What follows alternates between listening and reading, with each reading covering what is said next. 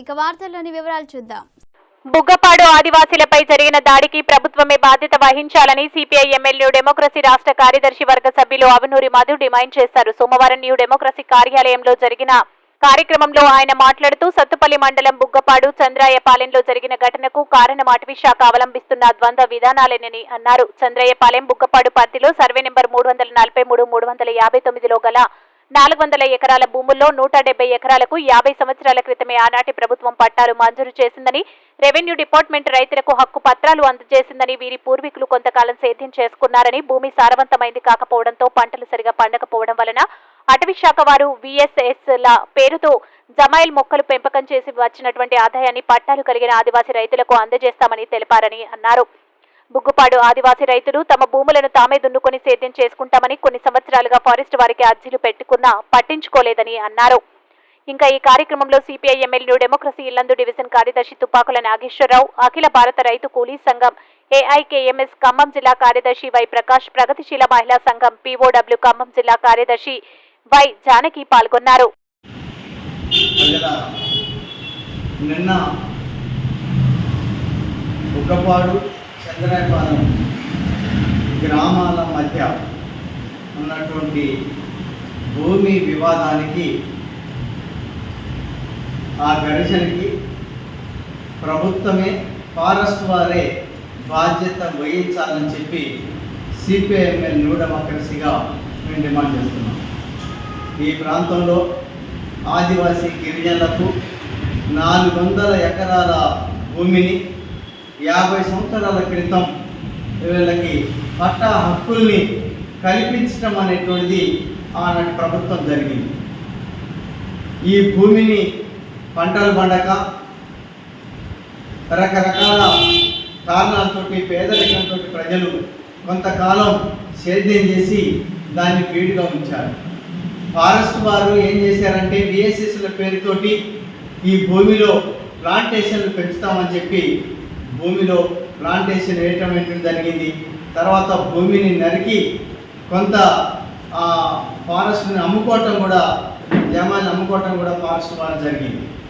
అయితే ఇటీవల కాలంలో చంద్రాయపాలెం తర్వాత బుగ్గపాడు గిరిజనులు మాది భూమి అంటే మాదని చెప్పి వీరిద్దరూ వివాదం పడేటువంటి విధంగా ఫారెస్ట్ వారు 2 వర్గాల మధ్య వివాదాన్ని సృష్టించారు. ఈ ప్రజల మధ్య వైరుధ్యాన్ని సృష్టించి ఆ భూమిని ఫారెస్ట్ వాళ్ళు చట్టవిరుద్ధంగా ఆక్రమించుకొని అందులో జమాయిలు పెట్టి వ్యాపారాన్ని కొనసాగించేటువంటి ఒక వైపు ఫారెస్ట్ వారు అనుసరిస్తున్నారు.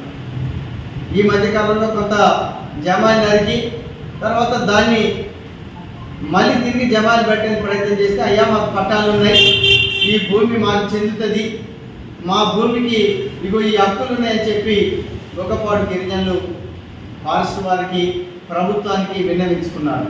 అయినా ప్రభుత్వం, ఫారెస్ట్ వారు వాళ్ళ విన్నపాన్ని పట్టించుకోకుండా, వాళ్ళకు ఉన్నటువంటి చట్టబద్ధ హక్కుల్ని కూడా గుర్తించకుండా నిరాకరించి 2 గ్రామాల మధ్య వివాదాన్ని సృష్టించి తగాద పెట్టేటువంటి వైపు ప్రయత్నించారు. ఈ తగాదని అగ్గికాజ్యం పోసినట్టుగా పోలీసులు జోక్యం చేసుకొని సమస్యని సామరస్యంగా చట్టబద్ధతులలో పరిష్కరించినటువంటి కాకుండా పోలీసులు కొంత తొందరపడటం అనేటువంటిది జరిగింది. ఆ తొందరపాటు కారణమే పోలీసుల మీద ప్రజలు తిరుగుబాటు చేయడానికి పరిస్థితి ఏర్పడ్డది. అయినా ప్రజలు సంయమనంతో, ఓపికతోటి వ్యవహరించి ఉండాల్సిందని చెప్పి మేము భావిస్తున్నాం. తిరిగి ప్రజలు తొందరపడితే దాన్ని ఒక చట్ట పద్ధతులలో ఒక ఆర్డర్లో పెట్టాల్సినటువంటి పోలీసు వ్యవస్థ కూడా ఓపికతోటి వ్యవహరించకుండా తిరిగి గిరిజనుల పైన, ఆదివాసీ మహిళల పైన తిరిగి దాడి చేయటం, విచక్షణ రహితంగా వాళ్ళని కొట్టడం, తిరిగి వందలాది మందిని జైల్లో, స్టేషన్లలో నిర్బంధించడం, తిరిగి వాళ్ళపై కేసులు నమోదు చేయడం అనేటువంటిది ఇది చట్టవిరుద్ధమైనటువంటి ఒక చర్యగా మేము భావిస్తున్నాం. ఇప్పటికైనా ఆదివాసీ గిరిజనుల పైన పెట్టినటువంటి కేసుల్ని ఎత్తివేయాల్సిందిగా డిమాండ్ చేస్తున్నాం. అక్కడ ప్రశాంతమైనటువంటి ఒక వాతావరణాన్ని ప్రభుత్వం కల్పించాల్సిందిగా కోరుతున్నాం. చట్టం ప్రకారం ఎవరికైతే పట్టా హక్కులు ఉన్నాయో ఆ భూమిని ఆదివాసీ గిరిజనులకే చెందే విధంగా ప్రభుత్వం చర్యలు చేపట్టాల్సిందిగా మేము ఈ సందర్భంగా కోరుతున్నాం. ప్రజలపైన చేసినటువంటి గిరిజన మహిళలపైన జరిగినటువంటి ఒక దాడిని తీవ్రంగా ఖండిస్తున్నాం. సమస్యని చట్ట పద్ధతులలో పరిష్కరించేటువంటి వైపు ఆలోచించాలని చెప్పి ప్రభుత్వానికి, పోలీసులకి, ముఖ్యంగా రెవెన్యూ అధికారులకి, ఫారెస్ట్ వారికి విజ్ఞప్తి చేసి చెప్తున్నాం. అట్లా కాకుండా దాడులే, దౌర్జన్యాలే, అక్రమ అరెస్టులతోటే వీళ్ళని వెనక్కి కొట్టొచ్చని చెప్పి ప్రభుత్వం భావిస్తే అది అనేక సమస్యలకి, వివాదాలకి, ఇంకా దారి తీయటందుకు, లాండ్ ఆర్డర్ ప్రాబ్లం ఏర్పడేందుకు తోడ్పడుతుందని చెప్పి మేము భావిస్తున్నాం. ఇప్పటికైనా అటువైపు ఆలోచించకుండా సమస్యని సామరస్యంగా చట్ట పద్ధతులలో పరిష్కారం కోసం ప్రభుత్వం ఆలోచించాలని చెప్పి మేము డిమాండ్ చేస్తున్నాం. వారిపైన పెట్టినటువంటి కేసుల్ని తక్షణమే ఎత్తి వేయాల్సిందిగా మేము కోరుతున్నాం. వార్తలు ఇంతటితో సమాప్తం. మళ్ళీ తిరిగి ప్రసారం అయ్యే టీవీ 999 న్యూస్లో కలుద్దాం. అంతవరకు సెలవు.